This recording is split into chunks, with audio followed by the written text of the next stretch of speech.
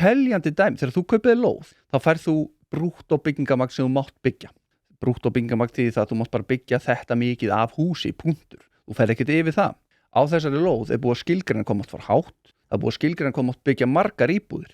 Lóðaverð hefur náttúrulega rokið upp út af því það búið að vera viðvarandi lóðaskortur á Íslandi síðastliðin, 6, 7, 8 ár. Verktakar sem hafa fengið og náð lóðum eru bara, yes, fengum lóð, það vilja allir byggja meira. Það bara búið að þrengja alltaf að öllu. Þeir reitir sem til eru risavaxnir reitir á einhverjum þéttingareitum, þar sem fólk fær ekki bílastæði og það búið að ákveða fyrirfram hvað íbúðunar eru stórar. Við ráðum því ekki neitt og það til mörg dæmi það að verktaki hefur óskað eftir því að fá fjölga íbúðum, skiljiði, segjum þú megi byggja 1000 fermetra og þú mátt byggja 10 íbúðir. Sem þýðir það að brúttó fermetrar per íbúð eru þá 100 fermetrar.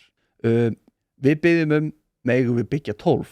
Þá enginn að byggjum auki byggingamagn, það bara verið að fjölga einingum til þess að niðurstaðan verið svo að nú þarf ég að reikna í hausnum, ég geta ekki. Eitthvað í kringum 80, það verið meðalstæðin 80.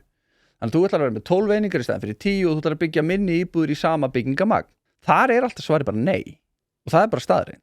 Og þetta eitthvað sem verktakar hafa margsinnis reynd að fá að byggja fleiri íbúðir á reitunum, ekkert endilega auka byggingamagni, heldur bjóða upp á vöru sem eru minni íbúðir.